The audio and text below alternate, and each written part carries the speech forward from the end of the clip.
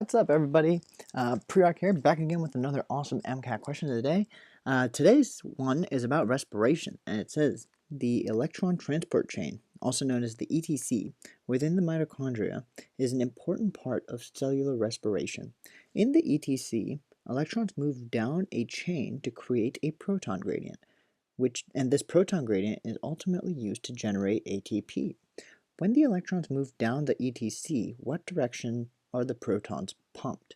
So, what this question is asking is something very, very, very fundamental to the aspect of cellular respiration.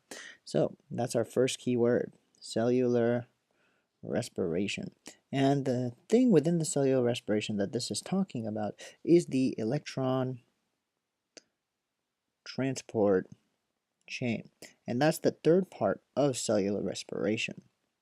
You'll notice that I didn't really pay attention to the answer choices because, again, you want to formulate the answer on your own before you look at the answer choices because it can confuse you. So with that, I'm going to actually show you how to answer this question intuitively, because I know a lot of people look at this question and they say, well, I haven't memorized this fact. I don't know what direction the protons are pumped, but I'm going to show you in this video there's an intuitive way to remember that. And with that, let's get into it. So for any metabolic process you deal with on the MCAT, there are three things you should know. I know students often get really confused as to what they should know. Do they have to memorize everything? You don't need to really memorize everything. The three things you should know for any metabolic pathway are the in and out. So what do I mean by that? I'm telling you, for any process, you should know what goes in. For example, in glycolysis, glucose goes in and pyruvate comes out.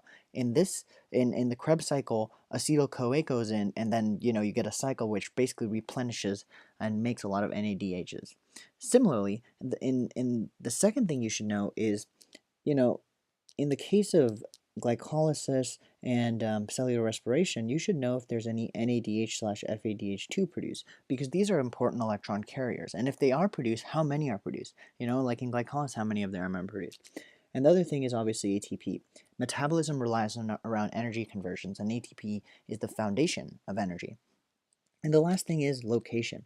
Where is any process happening? So for any metabolic process, whether that's the electron transport chain, because the electron transport chain is a subset of cellular respiration, or photosynthesis, you should be able to readily tell me these three things. You don't have to memorize every intermediate. You don't have to know like oxaloacetate to succinate to citrate. You don't need to know that at all. You do need to know, however, these three things. So let's answer these three things for the electron transport chain, because the electron transport chain is shown right here at the bottom. Oh, that's weird. The electron transport chain is shown right here at the bottom, and I'm showing you that, the electrons are pumped down this chain, and as they come, you make ATP. So now, what goes into the electron transport chain? Well, the things that go in are NADH and FADH2, because those are the electron carriers. And the things that come out are NAD plus and FAD plus, right? Because they lose their electrons. Similarly, how many NADHs/ATPs are produced? Well, there's no NADHs produced because the electron transport chain actually uses them up. So that's null. But if you know anything about respiration, you'll know that most of the ATP in respiration actually comes from cellular respiration. And about 34 ATP molecules are made for every 1 mole of glucose molecule through this process. And last but not least, you need to know the location, and that's the most important for us. What is the location of the electron transport chain? And this is the little bit of memorization you do need to know. You should know that the location of the electron transport chain is in the inner membrane of the mitochondrion, because the mitochondria has two membranes. And so you should know that the electron transport chain is actually in the inner membrane, okay? And now, with that being said, we now have two main possibilities. Because assuming that this, I'm going to change colors here to make it more distinct. Look at the picture. I'm annotating it. I'm telling you that this membrane, where the electron transport chain is happening, I'm going to color it in a bit to make you see. That's the inner membrane of the mitochondria.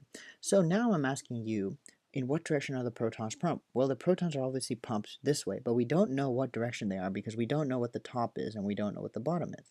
The top, as I'm dictating here, could be the matrix of the mitochondrion, right? Because if this is the inner membrane, first of all, if this is the inner membrane of the mitochondrion, then you should know on one side of that membrane is the matrix, but on the other side of that membrane is the intermembrane space, right? We just don't know which is which because the matrix could easily be at the bottom or the intermembrane space could be at the bottom. We don't know which way. So the bottom could also be the matrix or it could be the intermembrane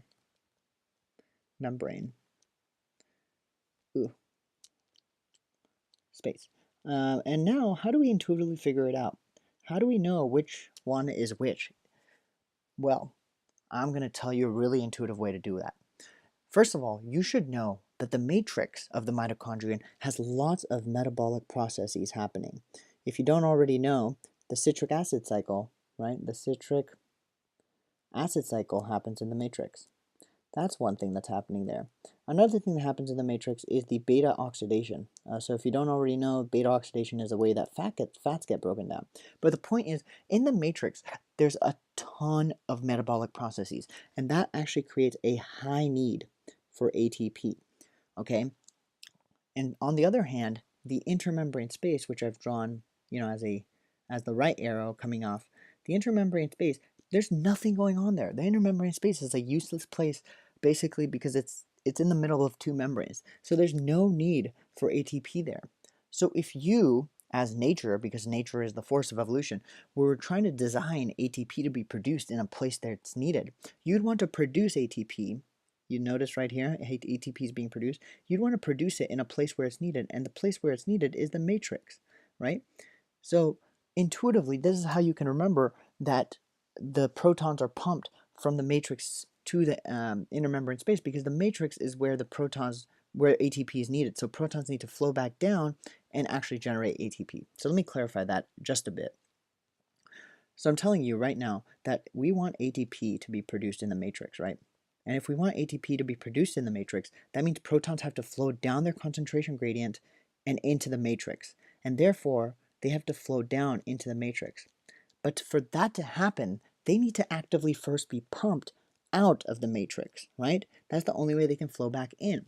So, if this is the intermembrane space, the protons always are pumped from the matrix to the intermembrane space so that they can flow back down and generate ATP in the matrix where it's actually needed.